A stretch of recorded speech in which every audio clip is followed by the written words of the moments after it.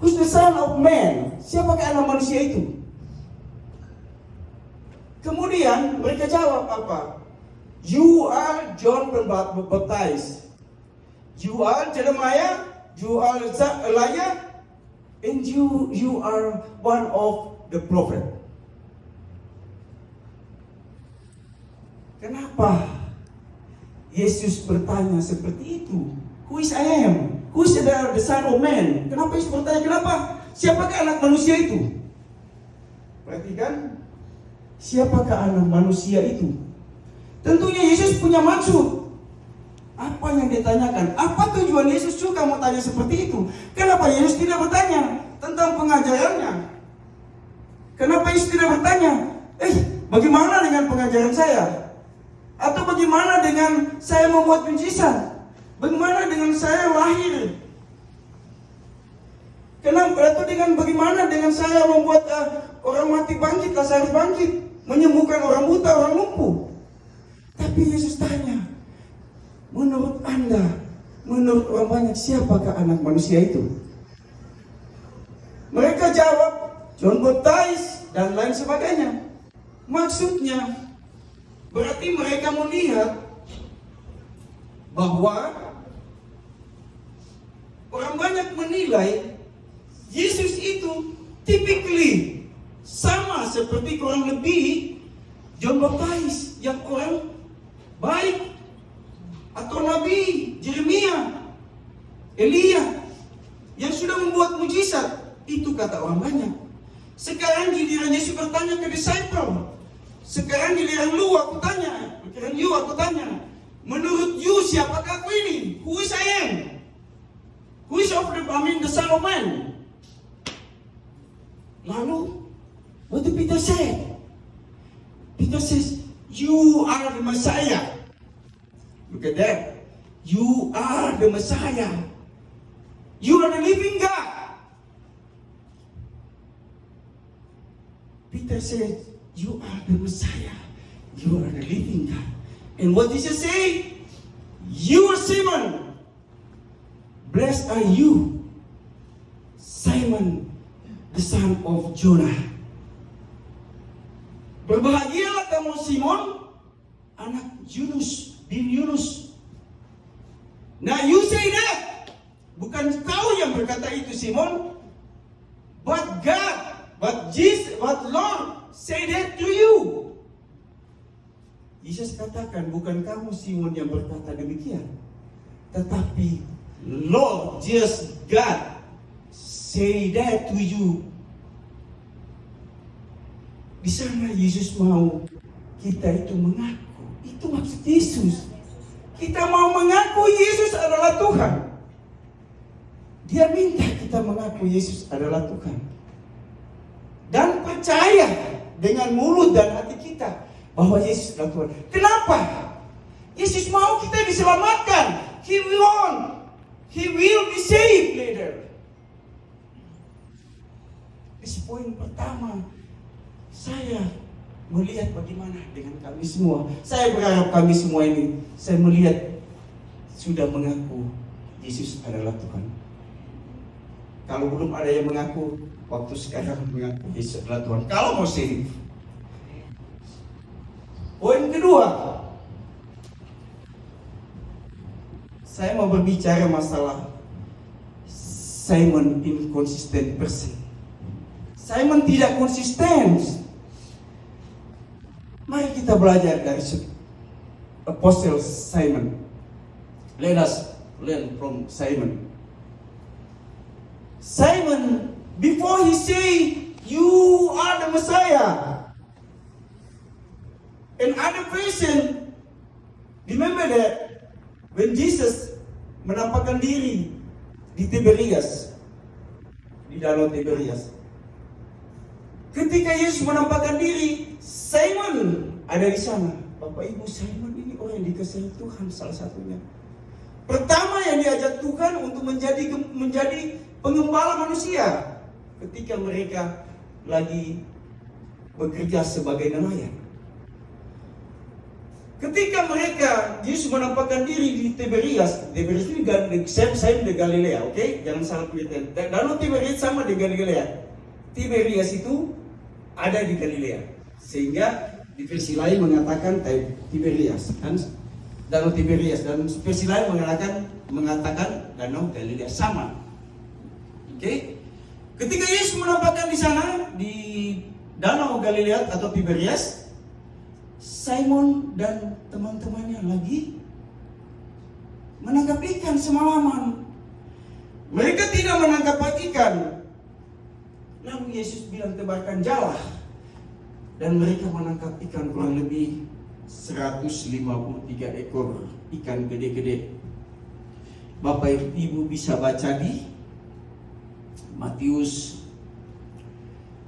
31 kalau tidak salah sampai 35, atau di Yohanes 21 ayat yang ke-15. Saya tidak harus membaca, tapi Bapak Ibu bisa nanti search ya. Apa kata Yesus setelah mereka mendapatkan ikan 153 ekor ikan yang gede-gede, pukat atau jaring itu tidak rusak, tidak sobek. Bukan main mujizatnya itu, gede-gede kok. Setelah itu mereka makan bersama. Setelah pekerjaan itu mereka makan bersama. Lalu Yesus tanya kepada Simon, Simon, do you love me? 3 kali Yesus bertanya kepada Simon, Simon, engkau mengasihi aku? Yesus jawab, yes Lord. Engkau tahu aku mengasihi. You know, I love you. What Jesus said? Simon, please feed my sheep. Again, 3 kali berkata, Simon, do you love me? Yes, I do. Yes, I love you, Lord. Simon, please feed my sheep. Simon, gembalakanlah domba-dombaku. Perhatikan kata-kata Simon. Simon is good person. Kemudian di histori yang lain, ingat gak ketika sebelum Yesus ditangkap, ada perjamuan malam Paskah. Yesus berkata begini kepada murid-muridnya, anak manusia akan diserahkan. Imanmu akan terguncang. Apa Simon jawab? Sekali-kali mereka tergoncang, tapi aku tidak. Teman-teman yang lain kan tergoncang, tapi dia katanya tidak. Even I will die with you. Bahkan Simon bilang, saya akan mati juga bersama-sama dengan engkau. Mantap, Simon itu berkata. Setelah penangkapan Yesus, apa yang terjadi? When Jesus handed over, ketika Yesus ditangkap, when Jesus arrested with the Roman army, ditangkap sama tentara Romawi, Simon ikut bersama Yesus. Ada ngikut dari belakang. Setelah tiba di hadapan mahkamah agama, setelah tiba in front of the religious court, and suddenly coming woman servant. Tiba-tiba datang seorang pelayan wanita. And dia lihat, he saw him, Simon. Mereka lihat Simon duduk. Apa kata wanita itu? Aku melihat kau, Simon, selalu berjalan dengan Yesus. What Simon says? No, I don't. No, I don't recognize him. What? Kemarin, before you say I love you, Lord, before you say you are a God, before you say you King of Kings, now you say deny. Now you deny. Now you say you don't recognize him. Dulu kamu Dulu you berkata, I love you. Dulu you berkata, you is the Lord. Dulu you berkata, you are Messiah. Sekarang kamu menolak.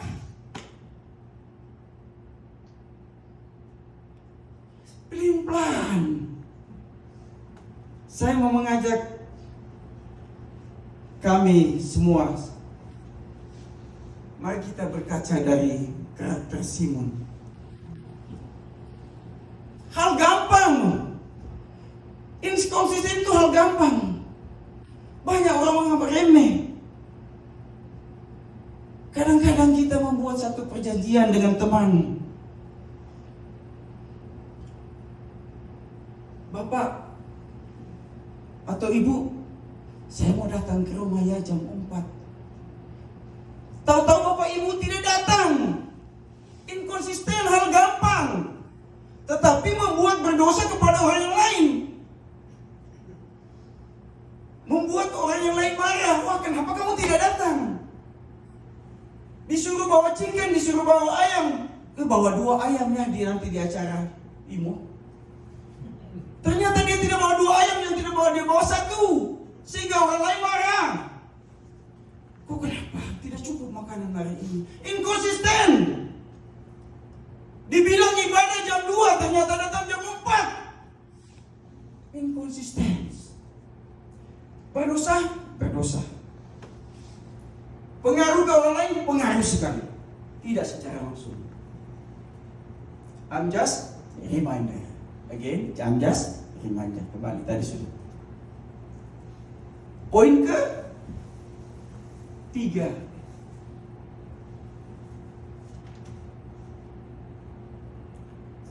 Pondasi gereja jemaat Tuhan, atau foundation of the congregation of God. Berbicara pondasi seperti saya berdiri sekarang ini, di gereja ada pondasi, berarti kami berbicara kekokohan, kekuatan. We talking about this power, the basic of this building. Kami berbicara tentang kekuatan daripada satu bangunan. Mari kita baca, saya akan membaca kembali. Sorry, bisa.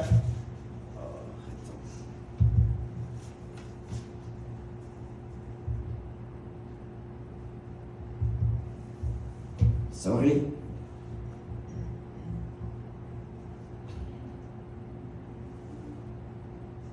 Pada ayat yang ke-18. Dan aku pun berkata kepadamu, engkau adalah Petrus, di atas batu karang ini aku akan mendirikan jemaatku, dan alam maut tidak akan menguasainya. Pada ayat ini ada 2 berbeda penafsirannya. Ada dari beberapa denominasi mengartikan bahwa Peter is mean dalam bahasa Yunani, in Greek Petrus atau Petra. Saya mencoba mencari di Google juga, saya coba.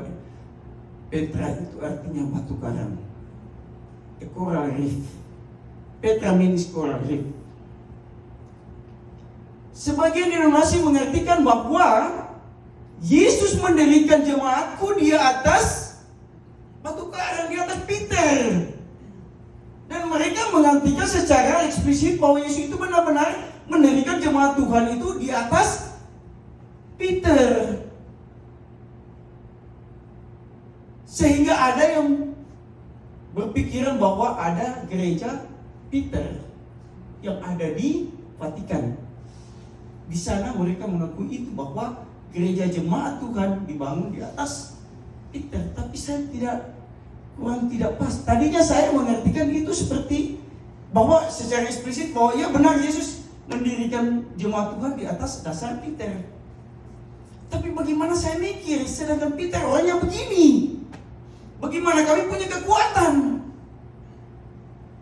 Seorangnya pelin-pelan. Saya mengambil contoh, saya kira saya lebih cenderung kepada batu karang itu ialah This confession of Peter, pengakuan Peter di ayat berapa tadi? You are the Messiah. This the batu karang, this the coral reef. Batu karang itu bukan Peter. Itu cuman artinya misunderstanding atau dalam tata bahasa Yunani aja. Tapi sebenarnya batu karang itu adalah Yesus Kristus, the Messiah. Itu pengakuan Petrus. Jadi jemaat Tuhan itu berdiri di atas, bukan di atas Petrus, tapi berdiri di atas batu karang. Batu karang itu Bapak Ibu pernah lihat? Saya orang dekat pantai. Saya tahu persis batu karang itu seperti apa. Batu karang itu batu yang gede, hidup di laut. Batu itu sepertinya berantai. Kemudian bukan berarti ada akarnya juga. Dan sangat kuat sehingga badai ombak apapun diterpa batu itu tidak akan goncang, tidak akan terlempar kemana-mana. Itu sifat dari batu karang. Jesus is batu penjuru dunia gereja. Jesus is batu penjuru gereja. Batu yang gede, batu utama. Sebagai landasan batu kekuatan untuk satu bangunan. Ketika kita berdiri bangunan di atas batu yang gede, bangunan itu tidak akan roboh. Walaupun badai datang, menerpa, tornado, angin kencang, dia tidak akan roboh. Even saya secara universal, saya sendiri secara pribadi, kalau saya tidak berdiri di atas dasar Yesus Kristus, saya akan kolaps. Begitupun dengan keluarga saya. Kalau keluarga kami tidak berdiri di atas dasar Yesus, batu karang itu, kami juga kolaps. Wajarlah sekali-sekali saya juga memang seperti bulu, seperti bambu. Ketika datang badai, saya kadang-kadang ke kiri, kadang-kadang ke kanan. Tapi balik lagi di sini tetap berdiri, tidak tercabut sampai akar-akarnya. Masih tetap kokoh berdiri di atas kaki, di atas dasar Yesus Kristus. Lalu bagaimana dengan IMO? Lalu bagaimana dengan GPDI? Lalu bagaimana dengan MBC? Saya mengajak kita harus berdiri, benar-benar persekutuan jemaat Tuhan itu berdiri di atas dasar Yesus Kristus, di atas batu karang. Tidak berdiri IMO di atas Daud. Akan satu waktu akan kolaps. Saya berharap ini kita tetap kokoh sehingga alam maut tidak dapat menguasainya. Alam maut itu apa? Kejahatan, kelaliman, pengaruh-pengaruh dari luar, baik secara internal dan eksternal. Semoga kita tetap kuat IMO, berdiri berdasarkan batu karang itu. Poin keempat yang terakhir, kunci kerajaan surga, the key of kingdom of heaven. Ada sebuah kunci saya kebetulan bawa. This not the main key. This mean is key? Nah, this regular key. What's the key? Saya mencoba mendefinisikan key ini. Sesuatu yang diberikan seseorang dengan yang terbaik kepada orang lain sehingga orang lain itu melihat sesuatu yang luar biasa. That means keys. Di sana Yesus memberikan kunci kepadamu. Dia bilang kepada Simon, kepadamu akan kuberikan kunci kerajaan surga. Apa yang kau ikat di bumi akan terikat di surga. Apa yang kau lepaskan di dunia akan terlepas di surga. What you bind in the earth will be bound on the heaven, and what you lost in the earth will be lost in the heaven. Like that. Sorry when I can speak English perfectly. Ya, semoga Obrix bisa menangkap maksud saya. Jadi di sana kunci itu seperti kita bermain musik, satu musik lagu, kita punya kunci. Kalau kita tidak sama kuncinya, maka lagu itu tidak enak. Atau ketika kita mau masak masakan, tidak punya ada garam, tidak ada micin, makanan itu enak tidak. Kuncinya apa? Berarti bumbu itu dong. That's mainly kuncinya. Kuncinya di situ. Atau misalnya saya membuat sesuatu, tidak begini. Oh, kuncinya ini dong, harus pakai ini. Oh, sehingga jadi sesuatu itu. Jadi Yesus itu membuka jalan untuk kami diberikan kunci. Di sini akan kuberikan kunci. I will give you the key. Di sana sudah diberikan apa belum? Belum. Akan. Kata akan. Bisa Bapak Ibu lihat, di sana kepadamu akan kuberikan. Artinya belum. Banyak orang saya lihat di media sosial, mereka berkata, saya sudah dapat kunci kerajaan surga. Are you sure? Bagaimana Bapak Ibu sudah dapat kunci kerajaan surga? What you do now? You doing nothing. Bagaimana you mendapatkan kunci itu?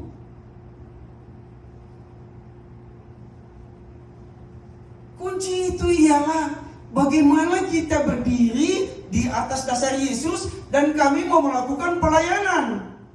That's the key. Kami melakukan sebaik-baiknya selagi waktu kita masih ada. Kami melakukan pelayanan kemana-mana, termasuk seperti IMO ini melakukan donasi kemana-mana, ke panti asuhan, ke panti jompo, menghormati, melakukan ibadah, menjalankan ibadah, kegiatan yang bersifat rohani. Selagi kami masih diberikan waktu. It's the key. Automatically you can go by yourself to the heaven. Then Jesus call you for the second time. Seperti itu Bapak Ibu, saya kira itu yang bisa saya presentasikan. Dan biarlah kami akan memiliki kunci itu satu saat. Berbuatlah sedapat mungkin sehingga otomatis kami akan dibukakan pintu satu ketika Yesus datang, atau ketika kita sudah menjelang masa tua-tua kita, sehingga apa yang kami sudah berbuat sekarang, berbuatlah, bertambah berbuat dan berbuah, lebih banyak melakukan, jangan menunggu waktu, karena waktu berjalan terus. Kami ini kalau saya lihat ini sudah hampir di atas kepala 50. Iya kan, rata-rata sudah di atas kepala 50, sehingga waktu kami tinggal sedikit. Kesempatan kami untuk berbuat baik, sehingga kami boleh memperoleh kunci itu. Dengan mulus kami bisa ada akses untuk ke surga. Demikian Bapak Ibu, berbahagialah bagi mereka yang mendengar firman Tuhan dan melakukannya. Mari kita berdoa.